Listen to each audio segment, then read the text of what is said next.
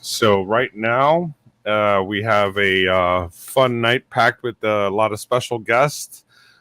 This is Monday, July 11th at 9 p.m. It's Ryan Morales, and we're doing a roundtable here, just basically catching up on what's going on in politics in the area. And I actually have a constituent, two constituents actually on this show, asking us some questions as well too on certain matters that mean something to them, especially for this particular race for Commissioner of Agriculture. And I'm going to introduce one of my first guests. His name is Alexander. Alexander is a public education and equality advocate from Tampa, Florida. He's also dedicated most of his life to public service. He's currently serving as the VP of the Campaign Advisory Committee for Vote Janet Warwick for Florida House, and is also serving as a kitchen cabinet member. He resides in Tampa with his two dogs, Layla and Max. Thank you for being here. Let me bring on this lovely lady, Yomaira. Yomaira, I'm going to let you introduce yourself. I know you're one of these cannabis experts that I need to meet, and I'm always down to meet my cannabis experts, but I'm going to let you introduce yourself real quick. Yes, hello everybody. My name is Yomaira Pinheiro. I'm the CEO and founder of Pure Life. It's a premium hemp company, and so we do a lot of work here in the community as well. I'm also on the board for Suncoast Normal. We're the national organization reform for marijuana laws. So we also do a lot of work in the community. It's really exciting to create your roundtable. Thank you very much. Well, thank you very much, Jamida. And then finally, this gentleman right here, Cesar Ramirez. He's Florida's Congressional District 15 candidate for the Democrats, and one of my good buddies who definitely was good to speak to him last time in Spanish. I know we had some fun with that one. But now here we'll get to talk in English. Cesar, you want to introduce yourself real quick? Yes, sir. So my name is Cesar Ramirez. I live in Polk County, but I work in Hillsborough. I've been in Florida since 1999 by way of New York. I am a third generation veteran, and I am really excited to always be part of a good, healthy conversation. I usually like to throw curveballs so that we can kind of um, spice up the conversation a little bit. But this is all about learning, adapting to change, and how do we become a better society. So that's why I always encourage these type of conversations. So I'm just glad to be here. No, that's awesome. Well, I guess let's get things started. I know today is a historic day in Biden actually signed into law the bipartisan gun safety bill into law. So, I mean, personally, I think we could use more. But what are your thoughts? Alex. Well, I'm very pleased that President Biden has signed the bipartisan gun law because here in Florida, as you know, Governor DeSantis has signed a constitutional carry, meaning that you're allowed to carry a gun without a permit, which is crazy because, as we I once had a conversation with somebody who lost their family member due to gun violence, and I told them why they should feel that this is important. And I told them that just because you have Second Amendment rights does not mean that you have the right to carry a gun. I understand you have the right to bear arms, but it should not be used for anything violent. And I'm very pleased that he has raised the age from 18 to 21. Cool. Thank you. Caesar, what are your thoughts on the whole signing of the bill? Well, it's unfortunate that this is the bill that's put in front of him, but fortunate that something was done, right? So we got to celebrate the fact that two sides who never agree on much lately were able to come together and at least put something forward. Now, does it go far enough? I don't think so. Um, if if these type of massacres or killings or even suicide, right, continue to happen, then we're gonna find out whether this new bill actually really worked. So I'm gonna be like wait and see. I'm a glass half full type of person, but I think that they could have gone a little bit more further. But in order to compromise, we had to give up a little so that we could get a little. And but I think it's a great start. But I think we could have done better as a society. No, I agree. There was definitely a lot more that could have been done overall, just because it's just when you're losing kids and it's the major cause for death of children. I mean, we got to rethink things a little bit. It's not, it's the guns. Because, I mean, the same violent games are out in every other country. The same, the same movies, the same society at the end of the day is out there. But the difference is that we have easier access to these weapons. And, you know, I agree with the fact that you do need to be the ability to bear arms, because it's certain situations, especially here in rural Florida, you need a weapon. You do. You never know what you got coming at you, a coyote or a thief or a criminal, whatever.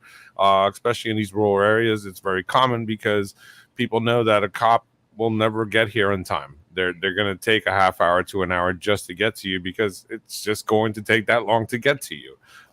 It doesn't matter where you're coming from. For me to get to my main road, it takes 20 minutes just to get out of my area. So imagine if I call the police, it's going to take at least 20 to 30 minutes for them to get to me. So these things are important, So and yes, especially during activities like fishing and hiking, things like that. When you're out in the wild, you want to be safe. So we get it, but we want people to also understand that responsible gun ownership should be the most important thing of this whole thing. And like on the previous show, we had Aramis state, there's two words in that amendment, which is basically well regulated, and it needs to be well regulated in order to keep people safe. If I remember correctly, the purpose of the Constitution is to keep people safe, is it not? Or I'm just going crazy, but hey, it is what it is. So Yamaida, I didn't want to indulge you too much into that one, because I know for you, we have different questions. We want to talk to you about the good stuff. But that actually isn't a bad question either regarding cause. At the end of the day, I mean, is it a question of guns, or is it a question of health, right? Like, why do they feel like that's their escape, or why? So your mic keeps going in and out. I don't know if it's either too loud. I'm sorry. So I just want to make sure that everybody hears you properly. So can you hear me better now? Yeah, and it's okay with the baby. I like the baby. She's like, where's mommy at? No. It's all good. Cold noises going around here. But yeah, no, I was just saying, like, is it the guns, or is it a deeper rooted thing happening here, like mental health, right? What's going on? What's going through these people's head? Why do they feel like that's their outlet? Do they feel alone? What are we doing as a society? How are we failing them as a society? I think. I mean, for me, it's a simple answer: is the lack of love. It really is. There's just a lot of hate, a lot of hate, and not enough love going on, man. And I hate to sound like a hippy dippy, but we got to get more people to love each other, because this is just terrible. And I mean, we need to come together in kumbaya and just stop with this whole war against each other, because hello, we're neighbors, we're your coworkers, we're your friends, we're your schoolmates. This is not a warring nation. We're not supposed to be at war with each other.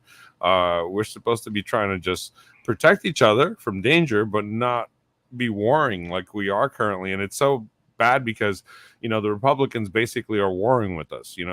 That's all they tell their people to do, is basically war with us and dehumanize us and make us look like we're some sort of demons or animals. And it's really sad because I actually have a lot of friends that are Republican, and I miss hanging out with some of these people, and I miss their opposing point of view even on normal things, because that's life. You learn from people that you disagree with or that have different points of views. And to me, I believe that's how you yeah, kill them back with kindness. And that, I miss my friends a lot of the time. So, Well, Republicans aren't always bad people. It's just right now I think they've been driven in a path that they're having a hard time coming back out of. That we need to figure out how do we work with them? How do we get them back? Well, politics is polarizing, and it has become that in the last 6 to 8 years.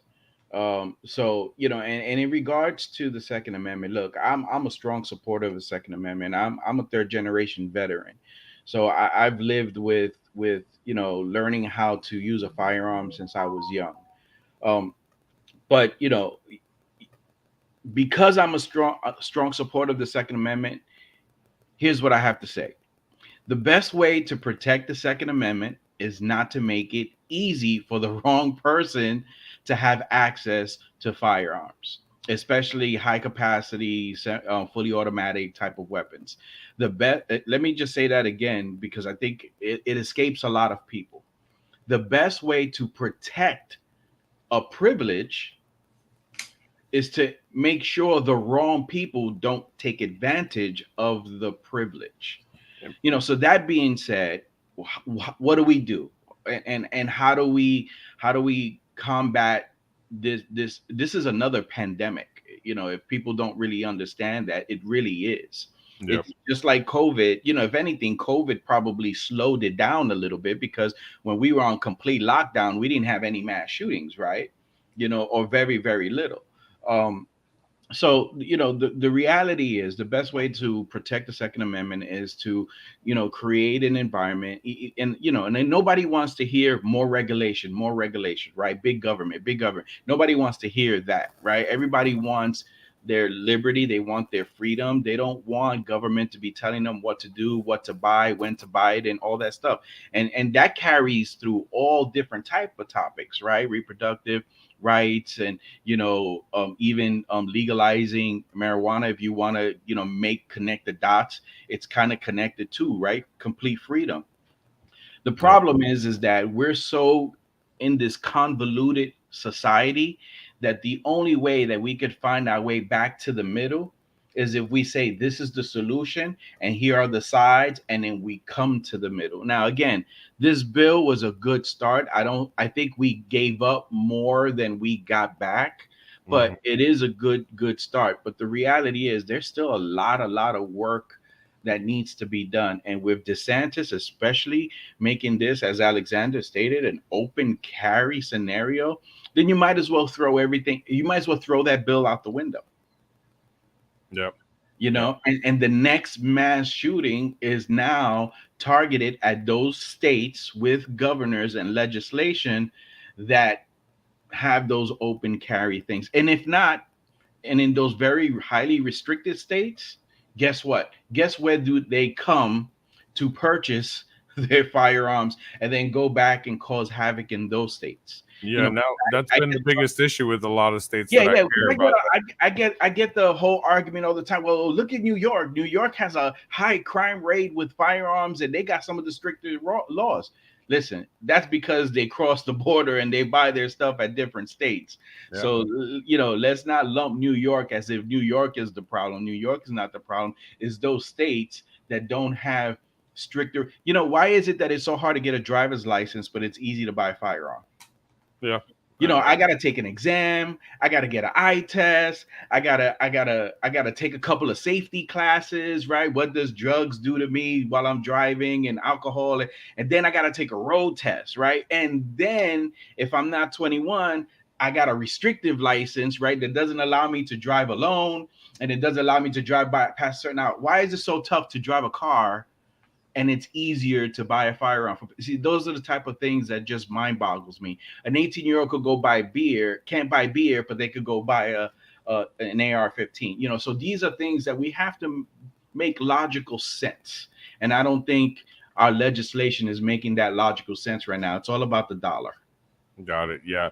No, and it definitely is about, as the user said, we got to bring back education and continue to really educate. Because I remember growing up, I mean, we had a gun club in our high school. I mean, it phased out during my time in high school, but still, like when I was there freshman year, there was still a gun club, and there was people walking around with rifles, but they It's an they were Olympic taught. sport. It's They an were Olympic sport. You yeah. know, it is a sport, but how do we appreciate and go back to enjoying the sport aspect of it?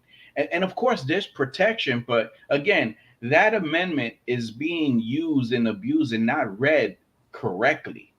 You Yep. know, it mentions militia, it mentions well regulated, it mentions, although for some reason a lot of people on the other side, they kind of omit those words and what its true purpose is. Yep. You know, so we live in an insane society and we have to find a solution. And guess what? The only way to do that is to find logical people to run for office and vote those guys in. Yep. Yep. Very much so. Jemima, I see you itching to talk. Sorry. I agree. I agree with that. Like, and it just seems like that kind of bleeds over through across the board, right?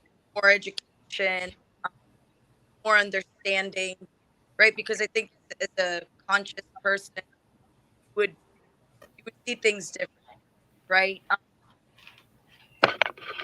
Yeah, had more to lose, I guess, right?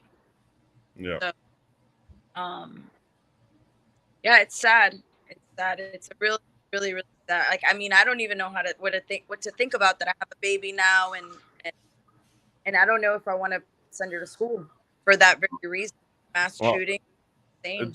it sucks, but no, open carry gives no, not at all, man. Open carry opens the door for criminals and felons and people to just have weapons. So, just in case this is what we're seeing and what we're yeah.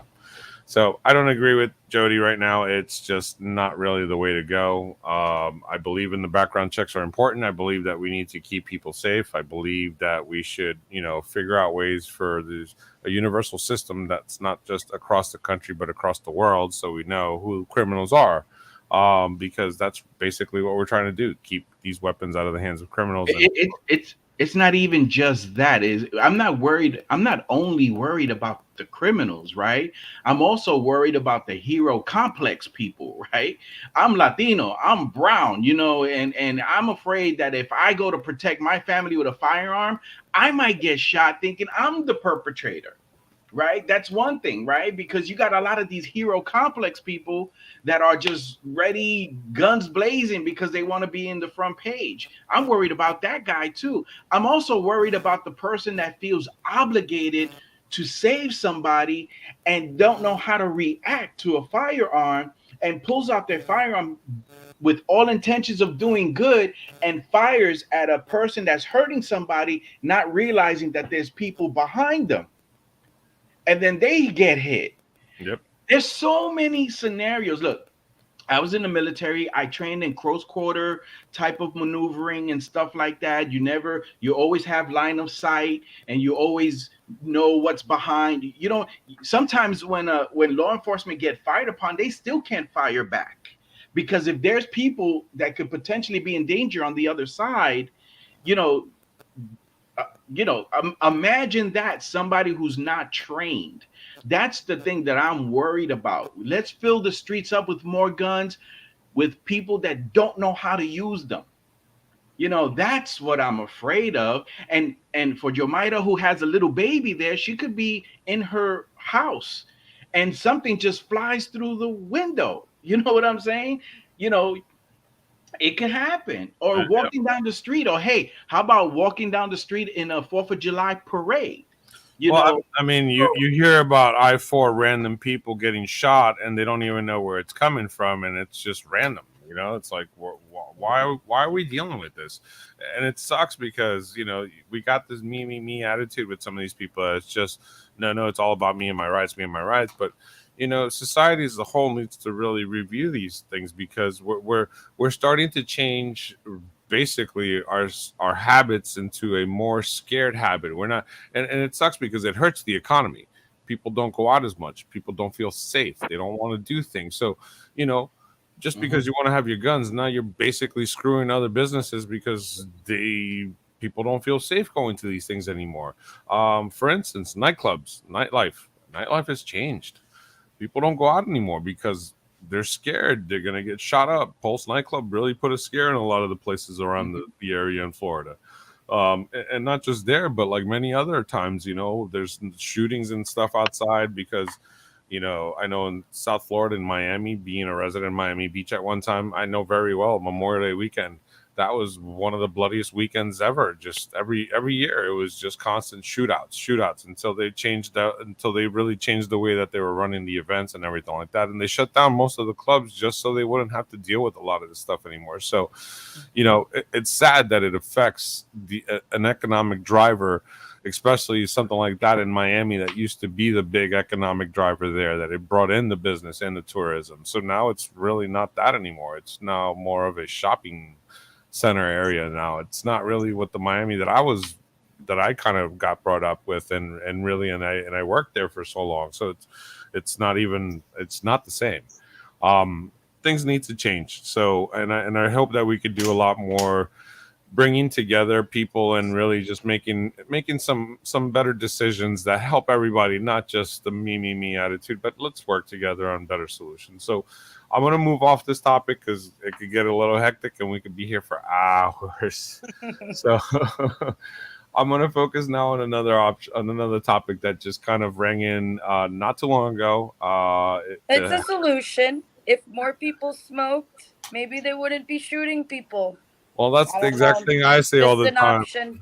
Just an option, right? Everybody needs that little joint, I usually go a step further than that. I say we just need to actually even legalize prostitution because everybody needs a little love he loves too. Oh, but my goodness. Talking about that, the U.S. Health Department says doctors must offer abortion if mother's life is at risk, and it doesn't matter if your state is banning any sort of abortion. It is rule. So basically, the Biden administration said on Monday, healthcare providers must offer abortion services if the life of the mother is at risk, and that procedure conducted under such circumstances would be protected under federal law, regardless of various state bans. So, Jemima, females, as our one female on the board here right now on the panel, what are your thoughts on that? Is that helpful? The whole abortion thing, it's tricky for me. It's tricky for me because because I could see both sides of it, for life and then for choice. I mean, nobody wants to kill anybody at the end of the day. We don't. Nobody wants. It's all about education. It's all about making sure that option is there because of that ability to be able to protect the mother. Because at the end of the day, the mother's life should be the one that should be most looked after because she is the mom. She's the one that's alive. She's the one that's here. Her life should be most important. So in situations like that where the mom's life is in danger, I believe that it should be done no matter what. And I know people complain like, what happens when it's on the second or third trimester? If the mom's life is in danger and they could save the baby somehow or another too, by all means. But if they need to abort it because the mom's life is in danger, her life should come first, no matter what. And these people can it be left for the family to decide as a whole, or the clinic decides that? Who decides no, because that? It should always be about Cesar, you're muted, but it should always be about who's alive.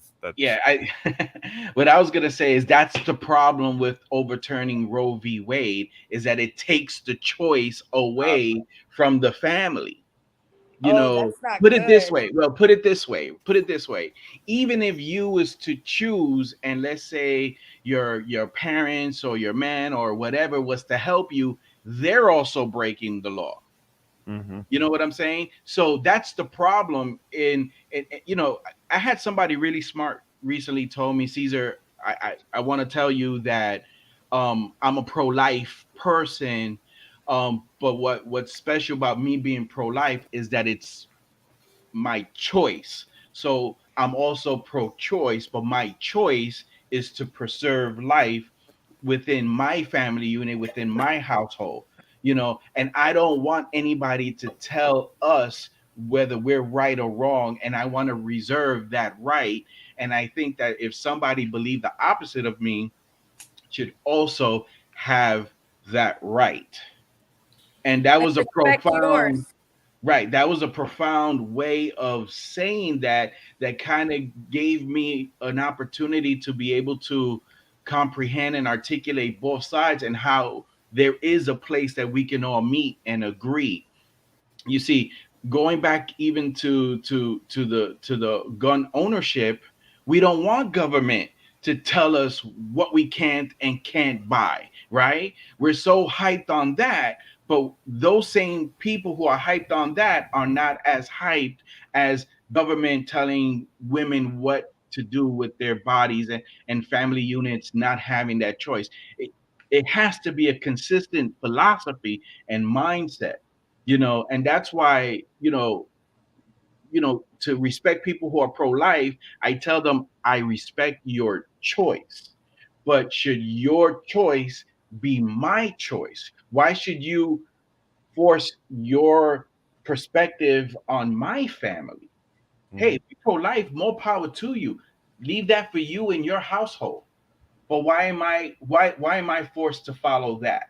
And I think that that's what's happening, and that's why I'm super concerned with the overturning of something like Roe v. Wade, because now it's got my mind spinning, saying, what next?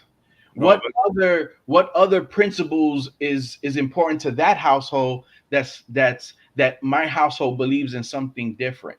I like I'm an ally to the LGBTQIA community, but I also have family, and now there's conversations about overturning safe-sex marriage, contraceptive, sex education. I mean, there's a whole slew of freedoms that are even, now being taken away from a party that's all about freedom, even butt sex, man. I'm right? like, what are they going to be on top of you in the bedroom, watching how you're working on how you're doing it? Like, come Ryan on. is so colorful. I swear to you.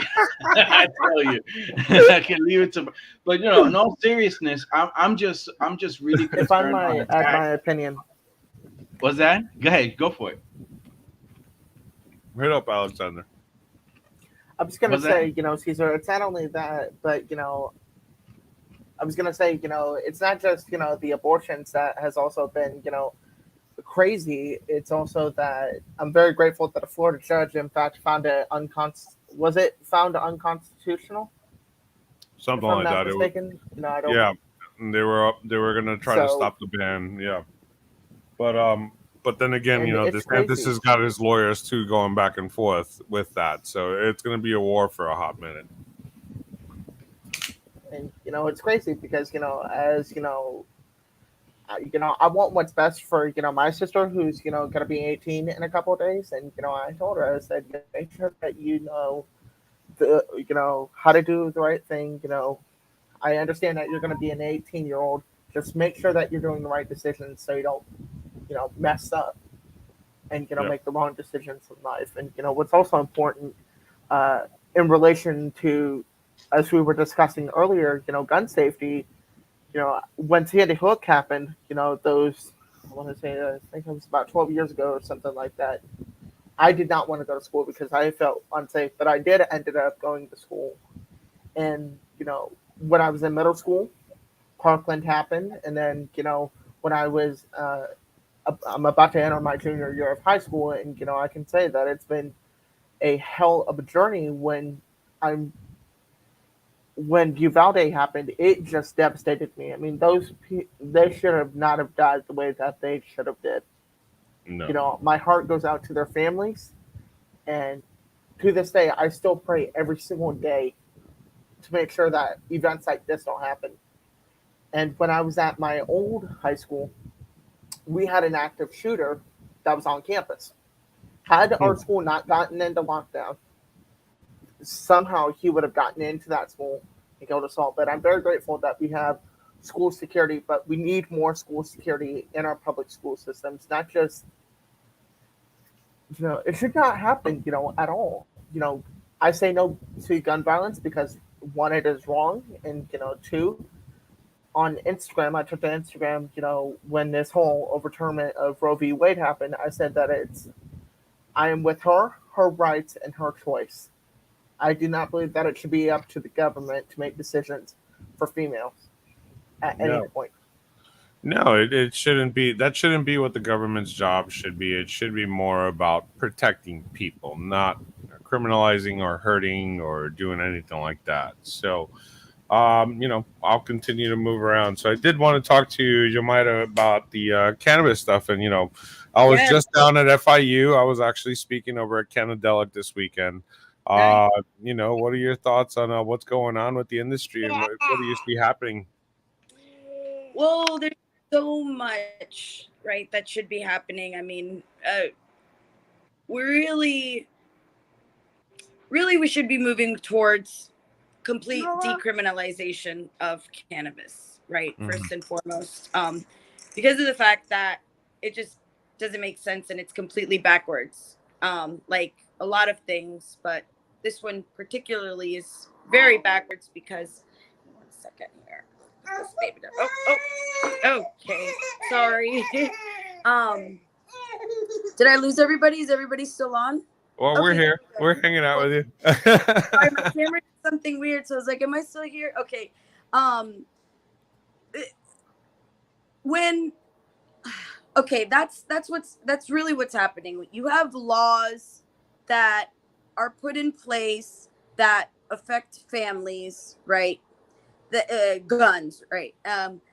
Abortion. This is like people's bodies and families that are affected by it. Now, it's almost like they don't put enough. It's not enough thought is being put into it, or um, it's being funded, or an agenda is being pushed that's really like financially driven, right? When it's not actually necessarily good for all of us, right? For the greater good.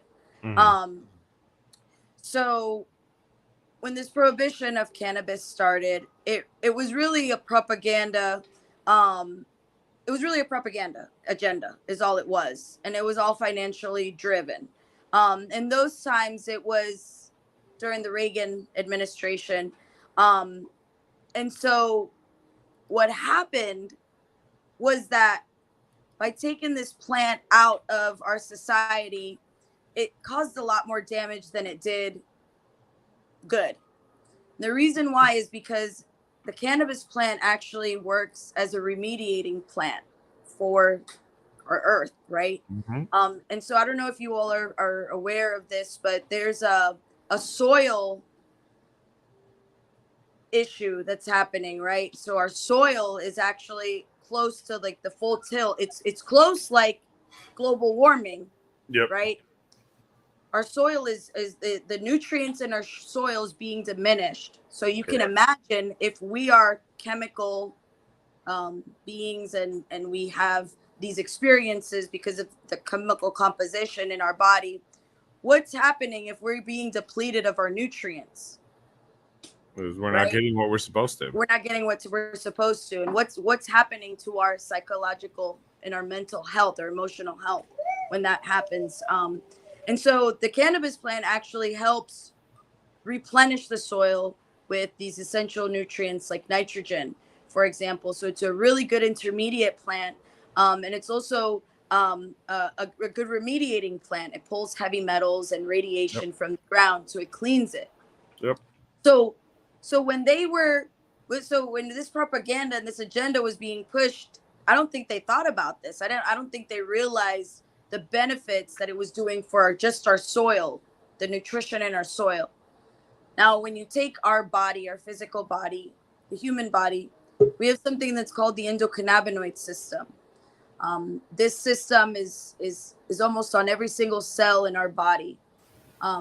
It regulates our body and allows our cells when cannabis or hemp is introduced. Cannabinoids is what they're called, the chemical composition that interacts with that system is introduced. These cannabinoids help our body our cells reach homeostasis, which is that balance, Goldilocks zone. It's like the space between the sun and the earth. It's that good habitable space. That's what it does to our cells. So imagine what's happening to our body and the inside just from taking out this nutrient, because it's the Department of Agriculture sees it as vitamin, it's a Yep. nutrient, it's a supplement. I mean, look, you got to think about it like this. Back in the 1800s, before this was illegal, cannabis was basically everywhere. Hemp was basically the feed for all the animals. So people were actually ingesting it through their food. So it was actually in their diet, and they were doing way better with it. Now, I do talk about bioremediation with hemp, but not only just with hemp, I talk about bamboo and mushrooms. We could actually do a trifecta with all three of those and really rescue our waterways, rescue all our soil. I mean, I'm even helping out people in Haiti. The One of the guys that we're talking to, he's actually a candidate for president over there, and he asked me for, what do you think? What do you think we should do to help Haiti out? And I said, I think you should grow hemp all over the place and give your people a new life with that, because you'll revitalize the soil and you'll actually get it back to life, which has been the biggest issue there, because their soil's been destroyed for so many years of sugarcane burning that they've been basically barren because of all that damage that they've done. So, you know, we know how bad sugarcane burning is, and that's one of the things I talk about on the environmental level of needing to take care of too. So, you know, I'm more about protecting the earth and doing things like that, but at the same time, you know, in the pursuit of happiness, which is one of the big things that we supposedly fight for, cannabis to me is something that makes people happy. It really brings them that peace, that ability to calm themselves and relax from a long day of work. So, you know, why does it have to be just alcohol or other things that are just okay in society? Why can't it be marijuana? Which is, to me, it should be a no-brainer. It should just be, it's the safest thing. Let's put it that way. It's not going to kill you. It doesn't convert you into something else. Worst case scenario, you're just going to get a little bit of a belly because you're going to be hungry. So. Honestly, Ryan, it's the stigma rooted in ignorance, and I can say that with confidence because I was one that perpetuated the stigma through ignorance. I had a conversation earlier today with Jomaida where I had no problem admitting that I just didn't know enough, and I only and you know, for the record, I was not in favor of legalizing cannabis only because of the stigma and the time, you know, of when I grew up in a society where it actually caused more harm, but not realizing, you know, what really was causing more harm wasn't the actual plant. It was just the society that surrounded itself based on that negative stigma. I had back in when I grew up in the South Bronx, I didn't know that it had environmental value. I didn't know that it had biological value. No, we just knew it was something that we did Quite because honestly, it was taboo. and quite honestly, right. And quite honestly, until recent, I still didn't know, but I started to come around because of how important the decriminalizing of cannabis meant to our community. There's a lot of people locked up for a long period of time for possession or intent to sale. And you know, and in Polk County just recently, there was a guy who shot somebody, killed them, and only got 3 years for killing somebody. Oh wow! Meanwhile, Right? people getting caught with marijuana are serving 20 to 25.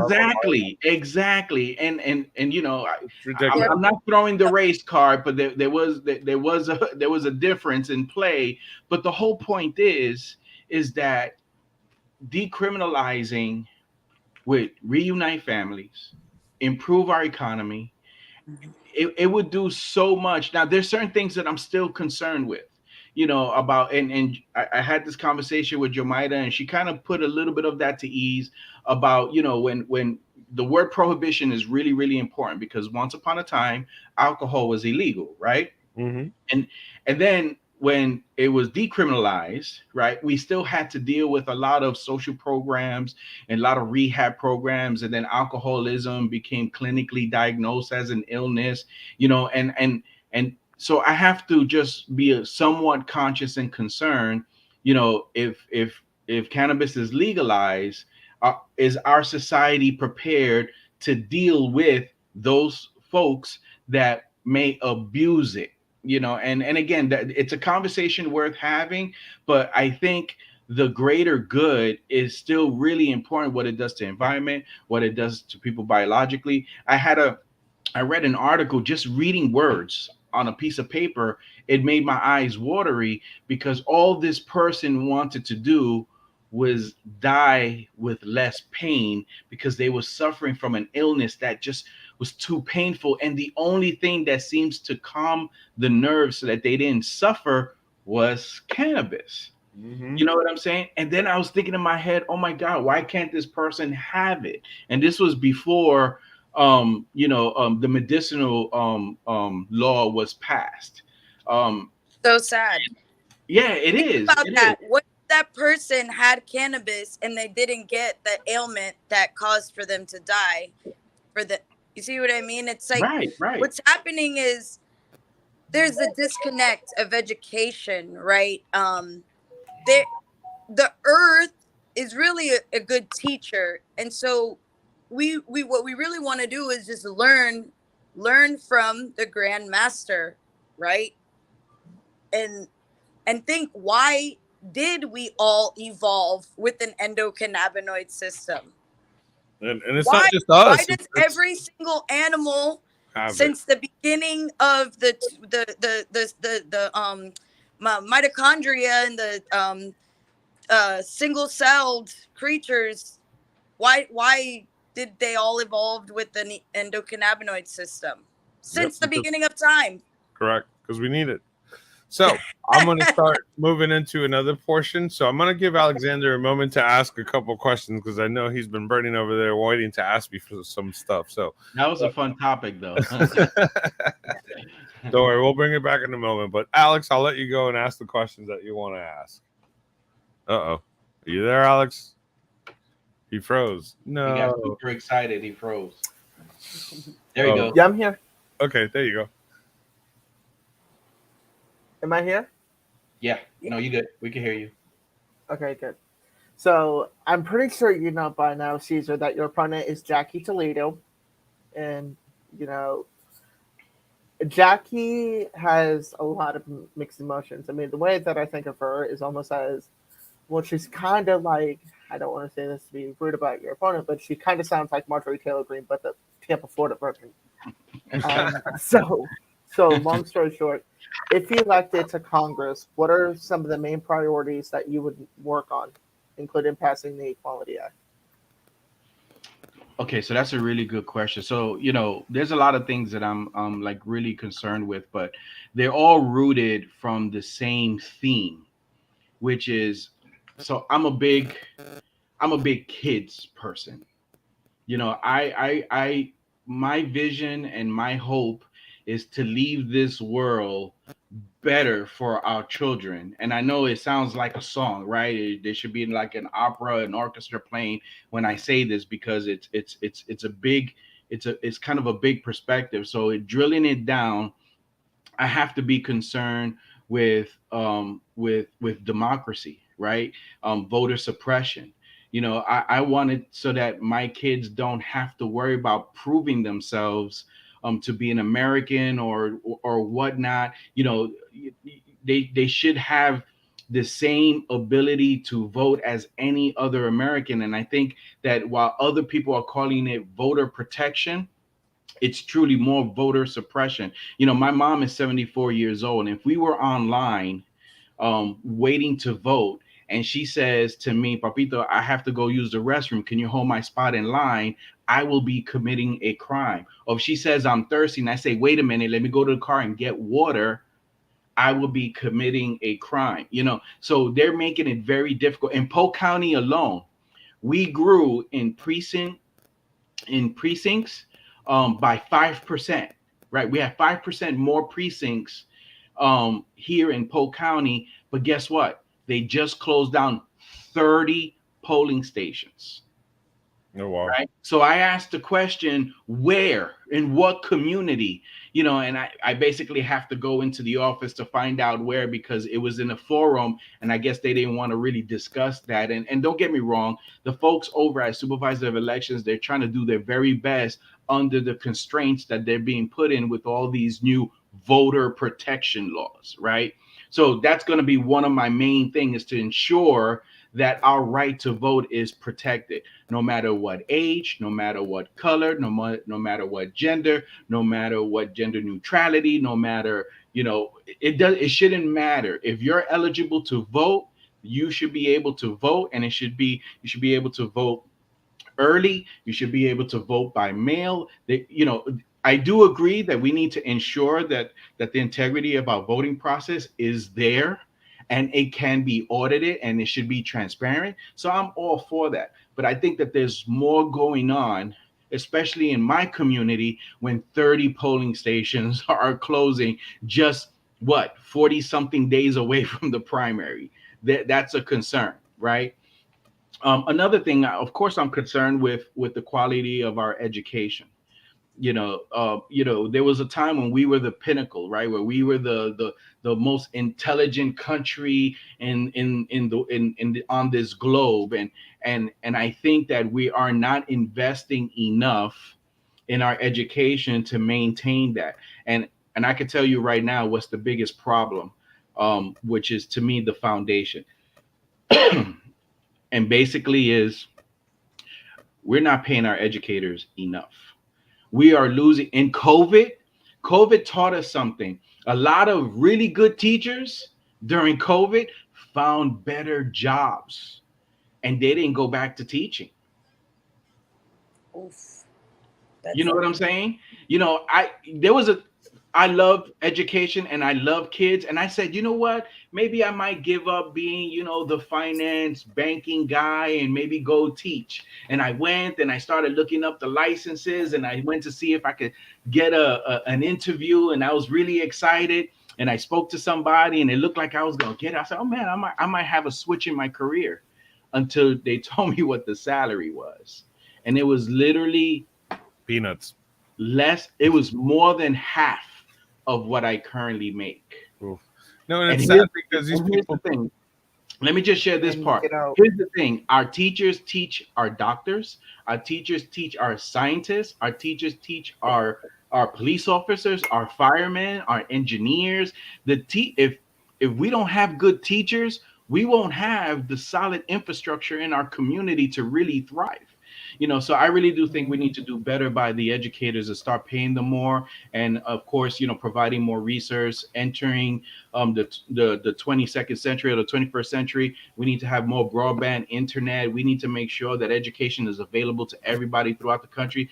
So Alexander, I could go on and on and on what I think is important, what are the things that I'll be challenged in doing when I get to Washington, D.C.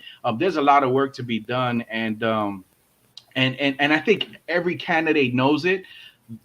The question is, who has the real fortitude not to sell out to the special interests, stay the course, and get the job done, even when there's a lot of temptations to go one way or another, and not to become a rubber stamp for one party, not to, be in cahoots with a special interest.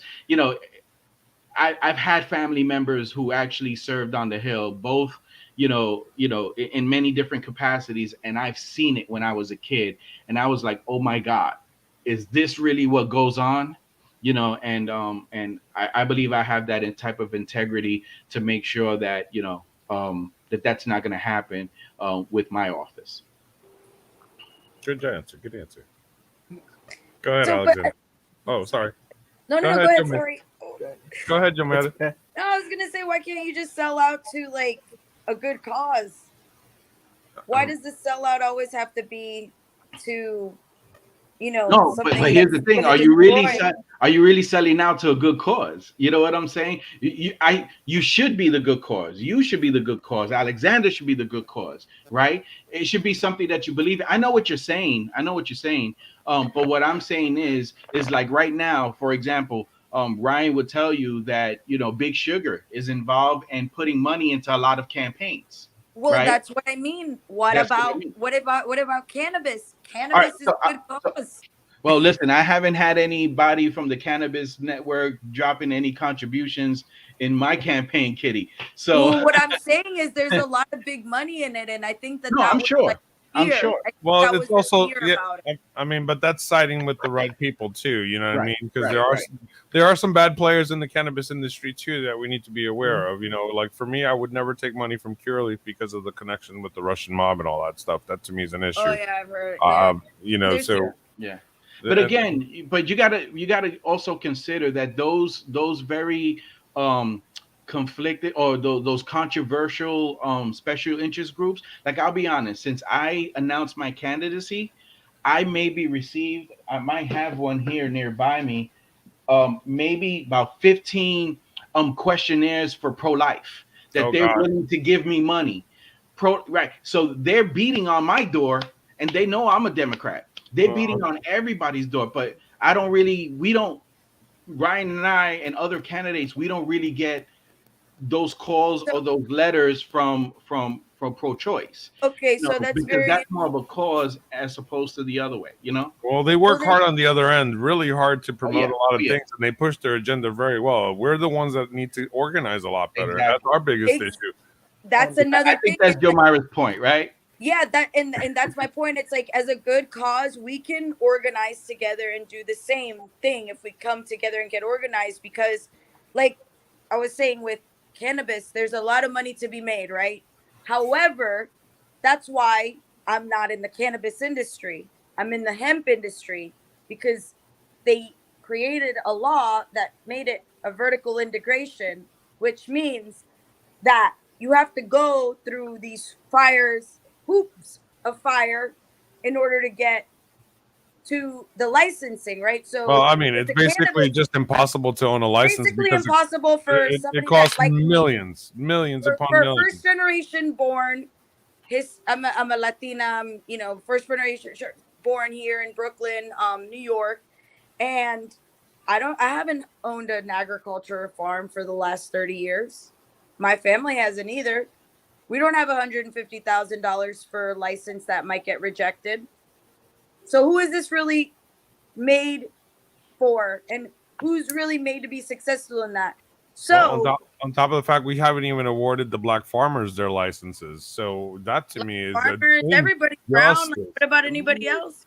It's a major injustice. It's really just terrible, and it's really doing people a disservice. Well, that's where Al- the word equity comes involved, right? That's Yep. where fighting for equal opportunity for everybody becomes important. That's why I really admire the LGBTQ community because they're the ones that have been the champion of equity along and even before that, right, was the African American brothers and sisters that we had in the civil rights movement. So their original civil rights movement now helps all the communities and we're taking a lesson and you know what, it's just mind-boggling to me why we're still fighting for equality at this point. It shouldn't even be a fight anymore, Nope, it should but be. it is. to answer, and if I might add, as somebody who is in the public school system and has been in the public school system since since I was 2.5 years old, I've experienced my fair share, and during the pandemic, you know, we went from going to school in person to completely remote working. I went back in September of 2021, 1 year after COVID, and it was just really mind-boggling because some of my teachers kept, going on and off about how our superintendent started making these cuts, and I was like, well, what the hell are they talking about? Turns out the superintendent of schools for Hillsborough County was cutting teachers and getting rid of, some departments. And, that what really inspired me to, take a step further and really advocate for education, because education is the resource that provides our children with the knowledge. And I mentioned to somebody who actually did a story on me through Bay News 9, and I remember saying, if he's cutting these teachers, he is not preparing our students for life. Because our students deserve the best possible education possible, and we should not waste our time into cutting these teachers and cutting these departments, some of which are required for graduation, such as 1 year of foreign language or 1 year of but you elected. know very well it's been the dismantling of the public education system, which is It something that is. Betsy DeVos and the Federalist Society and all these people have been after. They've been trying to just destroy public school education because they want to force basically tax dollars to fund these private and charter schools that really have been hurting our public And education another system. thing we need to focus on, Caesar, one of the things that if elected to Congress, I think that a lot of times mental health is such a big challenge these days, especially with COVID-19. And, as somebody who is going through a mental health challenge myself, it is completely hard. And, as somebody who also advocates for equality in the LGBTQ plus community, I cannot tell you how many times I've been at events, Zoom events, because I can't go out, that type of thing. But I attended a virtual Stonewall Pride event, and this one person came in and said, "Well, why the hell do you guys support these guys?" And I said, "Well, first off, that's kind of wrong, but they also made a good point that we should advocate for diversity and inclusion." And I had a wonderful conversation with a friend of mine who identifies as transgender, and she was telling me how she almost got arrested for protesting her rights.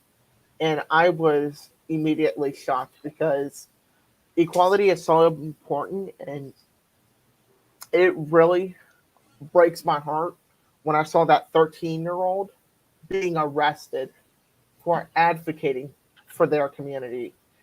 We need to, people like Ron DeSantis is a freaking, excuse my French, a complete jerk. I don't want to, say the actual word. Because No, he's a bully. He's a bully, advocating. basically. He's just a bully. And another bully who you're actually going to get to know is Randy Fine. I do not like him at all. He is. You think that Ron DeSantis is bad? He's 10 times worse. Literally, this guy is. He represents Brevard, and He's a big casino I guy. told him, and I called him out several times about cyberbullying laws, and he went on Facebook and he calls out a school board member who hasn't done nothing to him, calling her names and names that I wouldn't even call a woman. He doxed her. And it makes me feel sad. He's just jealous that the man came in. Literally, his bills are terrible. Like, this guy wants to ban trans athletes, and so he's a big casino advocate. He just basically another pawn for the extreme right wing of the party here, and that's just basically he's what basically we got. the Peter Griffin of the Florida House of Representatives. Well, we got him. He's empowered. He's empowered by a base. For all the good the internet has done, it definitely presented some challenge. You can say ducks fly backwards on the internet, and you'll find somebody that'll believe you and that'll back you up. Yes, I saw a duck fly backwards. And bullies like that attention, right? Mm-hmm. And as long as they can say something and get a small group of people to back them up, they're going to continue on. You see, back in my day, before in the internet, right, dating myself a little bit, my dad used to always say, you know what, punch a bully in the mouth and they'll never bother you again.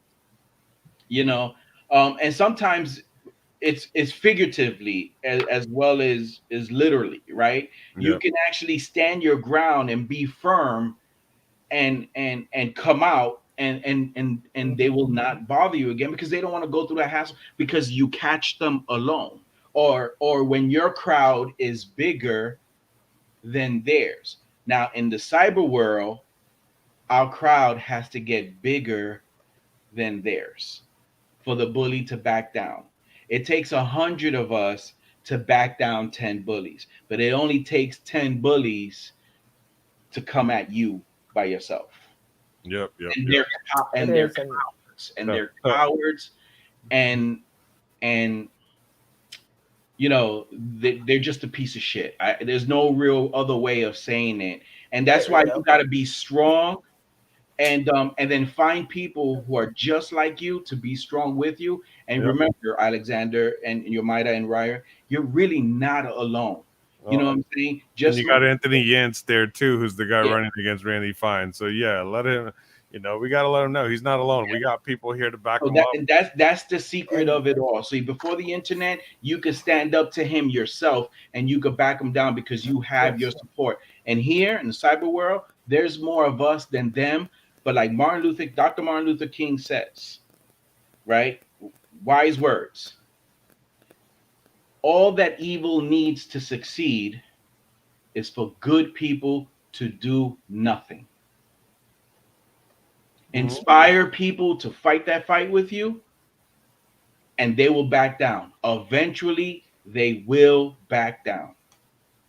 Yep, that's why we can't stop. In addition to that, last night I received, for the past 2 nights, it's been absolutely wild on my Twitter feed because I had said publicly that I endorse Nikki Fried because she has, the experience that she needs to run for governor. And I received some backlash, and it's, and I'm very grateful that I am, going to be soon to be, I'm in the MPA, but, I'm getting that, step closer where I feel like the Democrats are the only people besides other people in the world that support LGBTQ plus, and when I had a conversation with a Republican lawmaker, their response to me was, they'll never amount to shit and they should be left alone.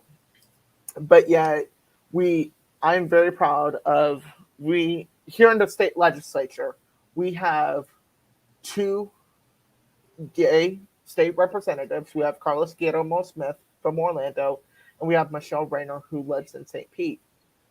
I am so proud of each of them because they have worked tirelessly for equality, for mental health care, but also I received backlash simply for supporting Nikki. And I told them, I said, and if you don't like it, you're going to be the laughing stock of the joke when Nikki Fried is up on that stage at the Capitol being inaugurated as the first female governor. And I stand by my case. And, it got a little bit of heat, but you know what? To hell with it. I don't care what the Republicans think. I just amount to my opinion. Well, you gotta stand for what you believe, and you gotta just continue to fight the fight. Absolutely. You do not. Can I say something real quick about NPAs and independents? Yes. I tell people this all the time. People who hesitate about joining the Democrats because of we're an imperfect party, and I don't think any Democrat will think that we're the perfect party, right? There's a lot of things we need to work on. But here's what I tell people, people who are NPAs and independent, we need you, right? Because the party is not going to make who you are. You're going to make what the party should be. And as long as we have a good, decent percentage of NPAs and independents, I believe the Democratic Party is losing out. So yes, we need to do better to get you, but don't rely on us to get better either. We need you to join the fold because guess what? And neither an endorsement either way, but guess what? You're not helping Nikki Fried because you won't be voting in the primary. So hopefully you register. So that's something to think about.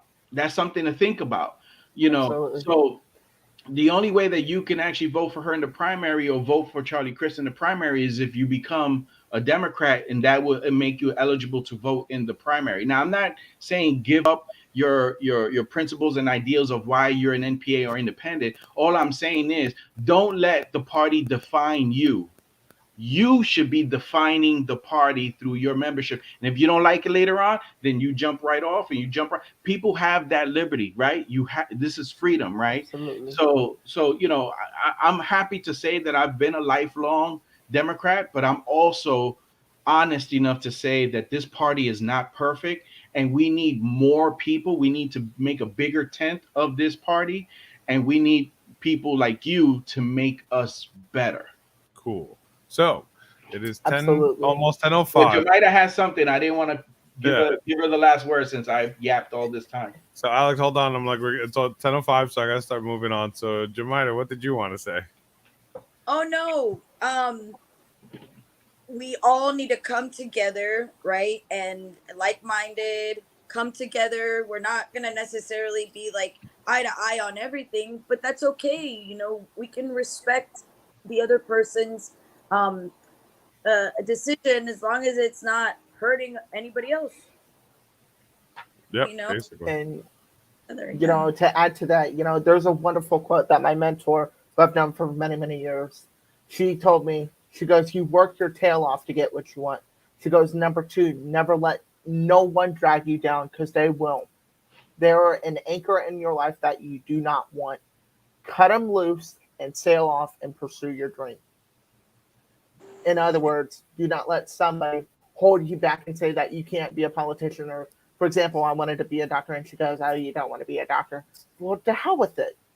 I support your opinion, but I'm just going to go ahead, and it's going to be like nobody's going to break my startup in here. So just, go ahead and pursue your dream. Awesome. Well, I mean, I'll give you all a minute to do one more last wrap up and tell the audience what you want to say. But it's 10:06. We Cesar, gotta go. we got to start going. It's definitely been a great hour of conversation, and we could go for hours on all this stuff. Yes. So, I'll give you a quick minute wrap up. Jemida first. Go ahead. Yeah, no, so if I can bring anything to the table as far as like the Hispanic community and then also the hemp community, the hemp community is really ran by like the convenience stores. And so I think that would be a really good place to kind of get started and going with campaigning is that's also a really, really, really big network is like the convenience stores. So just giving you guys a heads up on that. So basically the bodegas. I got it.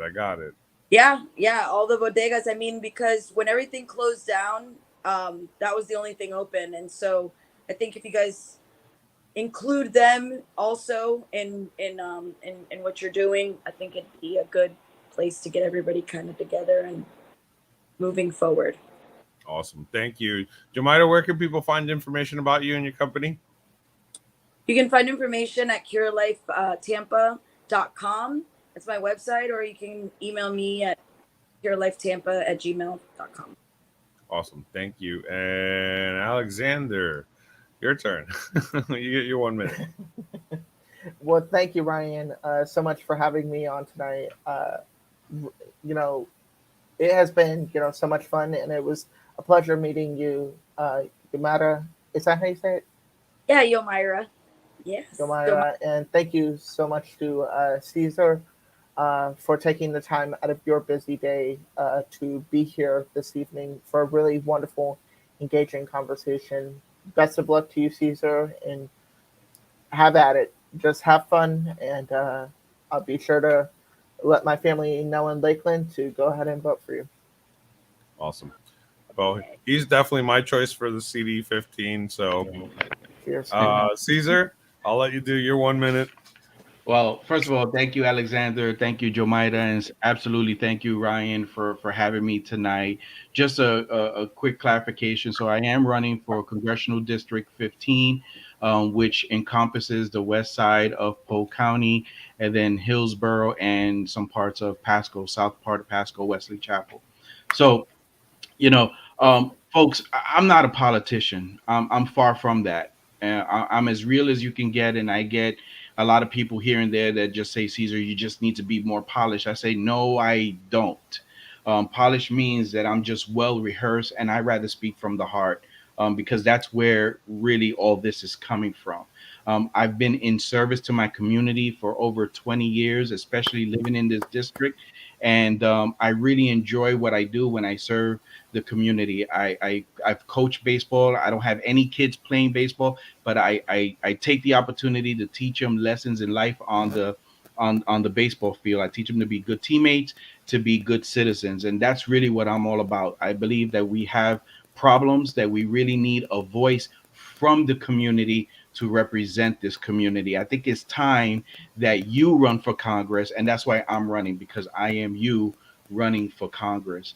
And all I want is the opportunity to be given so that we could get things done right and do it with our heart and minds, really protecting our community. So thank you guys for the opportunity, and I just love these type of conversations. Well, thank you everybody for a fun evening. Definitely went longer than expected. I wasn't expecting it to go this long, to be honest with you. So I'm actually excited. Thank you guys. It was awesome.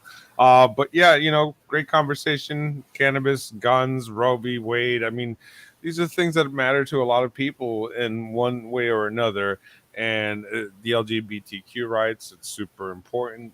I mean, for me, it's basically all about peace, love, unity, respect. And we need to really focus on that. It's just life could be so much better if we were all just at peace with each other. And I mean, that's basically what we need to figure out, right? At the end of the day, how do we get this big kumbaya between us, Republicans, Independents? Jemida has the answer to that question. She's like, light it up. Oh, we're going to light them all up. We're going to smoke them all up, right? Yes. Give everybody a joint and call it a day. They might. At least they won't argue for that session. No, not at all. Not at all. So, my name's Ryan Morales. I'm running to be the next Commissioner of Agriculture here in the state of Florida. I'd be in charge of the ag department, and cannabis is definitely a big portion of that for me. I do have a book. If you're on Amazon Kindle, check it out. It's called How to Derail the Trump Train. If you don't have Kindle, you could actually purchase the book, and it's a paperback, quick read, really good. If you want to catch up and know who's who and what's going on, and basically Trumplandia and how we got to fight it, that's the book that'll help you out and help you defend and basically keep defending democracy, because we need you all to vote. If you're not registered to vote, you have until July 25th. If you're an MPA or a third party and you want to switch over to help us Democrats, Cesar could use your help over in the Lakeland area. I could use your help because Ryan needs to win his primary just as well. And there's plenty of drama in my race, like usual. Plenty of drama. Plenty of news will be dropping on my race very soon, as well as endorsements and all the good stuff. So, Ryan, one last shameless plug is that Leadership Blue is this weekend coming up, and Saturday, Jomida is also joining us in a panel discussion talking about cannabis and how that plays into politics. Alexander, we have a bunch of we got Moms Demand Action. We got someone there from criminal justice. We got a mental health care professional that's going to be there as well. We got somebody from the education, a school board member. So it's going to be a very eclectic panel with this type of conversation. And trust me, I'm ready to throw all kinds of curveballs just to spice up the conversation so that we can learn something from this on how to plant seeds in all of the counties so that we could really start maybe enjoying the fruits of these conversations in the immediate future. So that's this Saturday at the JW Marriott in Water Street in downtown Tampa. Yep. And it's at 10 a.m. So please, everyone who's watching and listening, come through, because it's going to be an awesome event and great discussion. Yep, and as well as that Friday night, we're doing an after parties from 8 to 12 midnight over at the Cuban Club down in Tampa as well. So we're going to be doing a little party and getting everybody excited, because we got to get people excited for this election, and it's our job to really just get all these people out. So my party on Friday is a free party. If you're in the area, come on down and join us, and we'd love to see you, and just get everybody to just meet the candidates, come out, dance with the candidates for a night. Leadership Blue this weekend. We're looking forward to that. Can't wait to see our opponents face to face, and looking forward for an awesome week. So thank you, everybody. Also, don't forget to donate to the candidates. Don't forget to donate to Cesar's campaign. Don't forget to donate to my campaign, moralesforflorida.com. Alexander, your last word that apparently you're trying to say? As the VP of the Campaign Advisory Board for Janet Warwick for the Florida House, will also be at Leadership Blue this weekend. You can email her if you have any questions at votejanetfortheplanet@gmail.com.